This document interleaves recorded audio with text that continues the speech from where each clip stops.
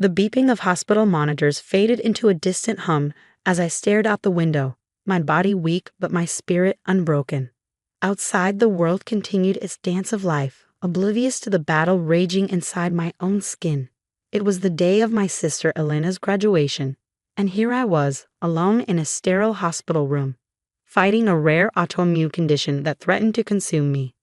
My name is Olivia Martinez, and at 24, I was supposed to be starting my life, not fighting for its very existence.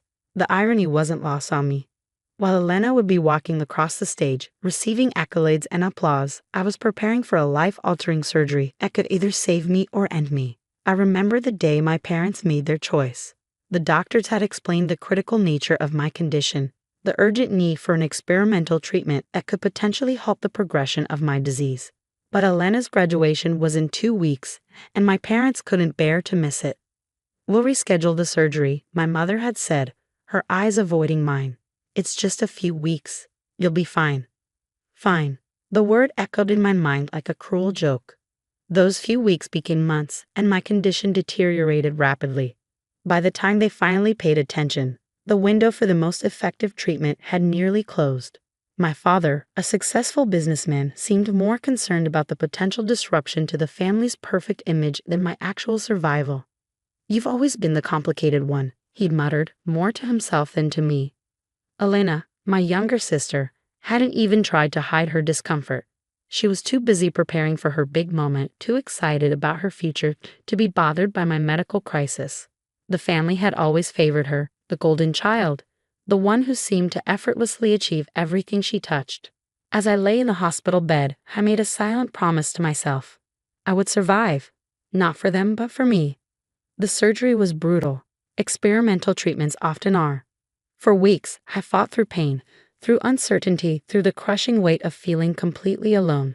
The medical team became my family. Dr. Thompson, my primary physician, was more supportive than my own blood relatives. "You're stronger than you know," he would tell me during his rounds. "Your body is fighting, and so are you." Slowly, miraculously, I began to heal. The experimental treatment worked better than anyone had expected. My body, once a battlefield of chronic illness, started to recover. But the emotional scars ran deeper than any physical wound. I decided to channel my pain into purpose. If I survived this, I would become a doctor. Not just any doctor, but one who would understand what it meant to be truly seen, truly cared for. 5 years passed.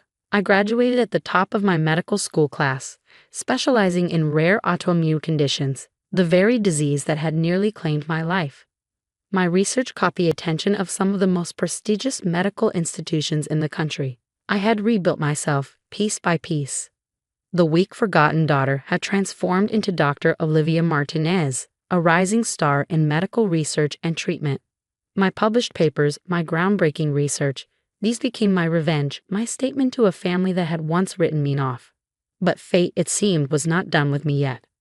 The call came on a crisp autumn morning. My father's voice was different, hesitant, almost broken. "Olivia," he said, and I could hear something I hadn't heard in years. Was it fear? "Elena's sick," he continued. "The doctors say they don't know what's wrong." I should have felt a moment of vindication, a chance to show them what it felt like to be ignored, to be left alone during a medical crisis. But I was a doctor now. I had taken an oath to heal, to save lives. "Tell me everything," I said, my professional mask sliding into place. As he described Elena's symptoms, a chill ran down my spine. The signs were eerily familiar. A rare, aggressive autoimmune condition that mirrored my own diagnosis from years ago. The very condition I had spent my entire medical career studying. The universe, it seemed, had a sense of irony. Little did they know that the daughter they had once forgotten was now the only person who could potentially save the sister who had been chosen over her. My fingers traced the small scar on my arm, a reminder of my own battle, now transformed into my greatest strength. I was no longer that vulnerable patient. I was Dr. Olivia Martinez, and I was about to face the ultimate test of my professional and personal journey. The game was about to change, and this time I was in control. The hospital corridors felt different this time. No longer was I the vulnerable patient, but a respected physician walking with purpose. Elena's medical file was open on my tablet, each test result and symptom a puzzle I was determined to solve. Dr. Michael Chen, the attending physician, looked up as I approached. Dr. Martinez, he greeted me, a hint of respect in his voice. I've reviewed the case. It's complicated. I knew complicated. I had lived complicated. Alina looked nothing like the confident graduate I remembered. Pale, thin, her once vibrant eyes now dull with pain and fear. When our eyes met, I saw something I had never seen before. Vulnerability. "You're here," she whispered, her voice barely audible. I pulled up a chair, my professional demeanor masking the storm of emotions beneath. "Tell me everything," I said, my tone clinical yet compassionate. The diagnosis was eerily similar to my own. A rare autoimmune condition that had progressed rapidly. The irony was not lost on me. The same disease that had nearly killed me now threatened my sister's life. My parents sat in the corner, a study in contrasts.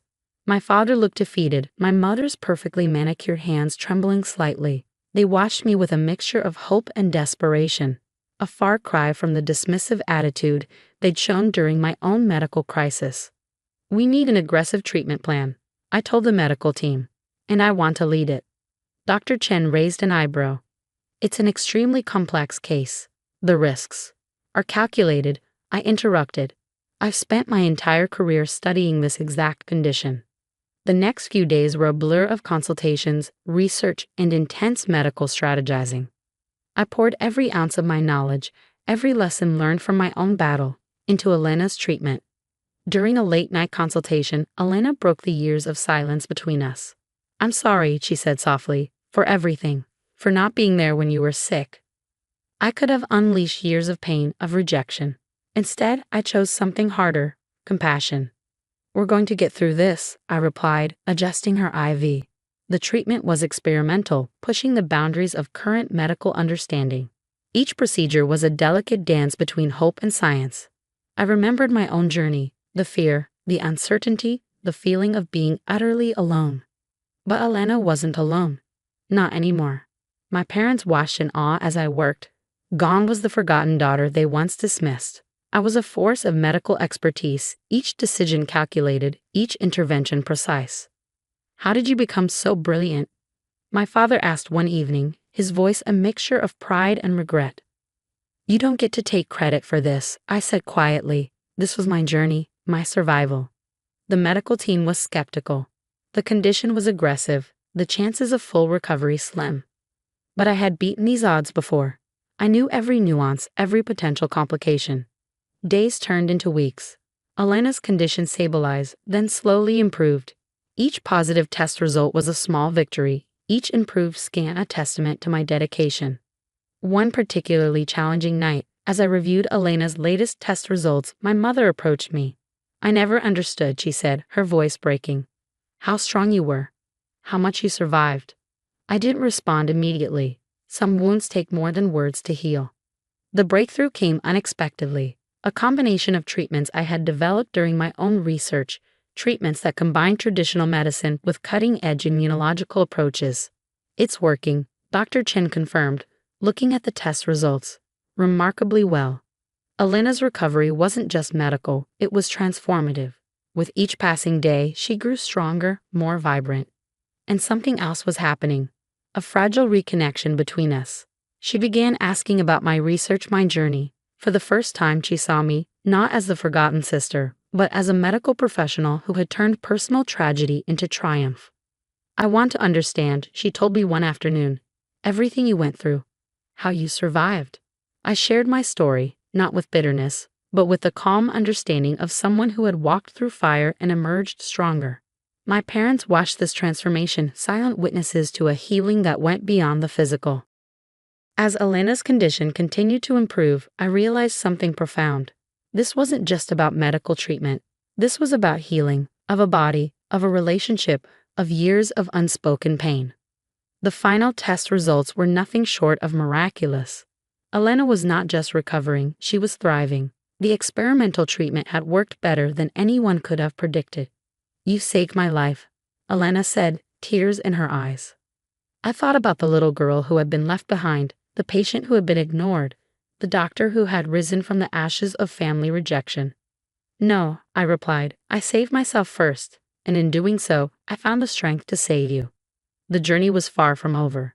But for the first time, there was hope. Real, tangible hope. As I looked at Elena, at my parents, I knew that some wounds could heal, some bridges could be rebuilt, not through grand gestures, but through the quiet, persistent power of compassion and professional excellence. The next chapter was about to begin. 1 year later, the transformation was complete, both medical and personal. Elena had changed dramatically, no longer the self-absorbed sister who once prioritized her graduation over my life. She was now a medical research assistant, working alongside me in the same hospital where I had once fought for my survival. "I want to understand everything," she told me one morning, reviewing patient files together. "Not just the medical science, but your journey." The hospital had become more than just a workplace. It was a testament to resilience, to the power of turning personal pain into professional purpose. My research on autoimmune conditions had gained international recognition. The experimental treatment that saved Elena was now being studied as a potential breakthrough for similar conditions. Medical journals featured my work. Conferences invited me to speak. A far cry from the forgotten daughter I once was. But success was never about vindication for me. It was about making a difference. During a particularly challenging case, Elena witnessed something that would change her perspective forever. A young patient, fighting a similar condition to the one that had nearly claimed my life, was struggling. "How do you stay so calm?" she asked me, watching me interact with the patient. I smiled, remembering my own journey, because I've been exactly where she is. Every patient is more than just a medical file. They're a story of survival. My parents' transformation was perhaps the most surprising. My father, once a distant businessman more concerned with appearances, had become a quiet supporter of my work. He'd established a foundation supporting medical research for rare autoimmune conditions, inspired by my journey.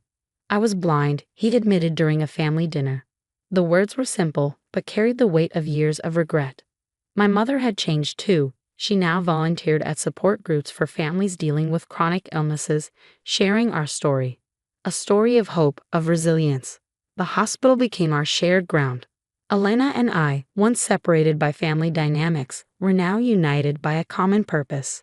She was learning, growing, understanding the depth of medical compassion. "I never knew the weight of what you went through," she confessed one evening. "How lonely it must have been. I thought about those dark days in the hospital, abandoned, fighting for my life, but I no longer felt anger. Instead, I felt a sense of peace.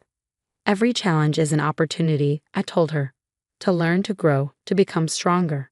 My research continued to push boundaries. We were developing treatments that could potentially help thousands of patients fighting similar conditions. Each breakthrough was a small victory, a testament to the power of perseverance. The medical community took notice. Invitations to present at international conferences, collaborations with leading research institutions. My work was making a real difference.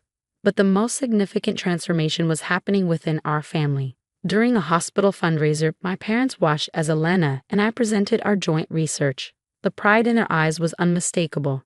Not the superficial pride of past achievements, but a deep, genuine appreciation for who we had become. "We were wrong," my father said later that evening. About so many things. I didn't need elaborate apologies. Actions spoke louder than words.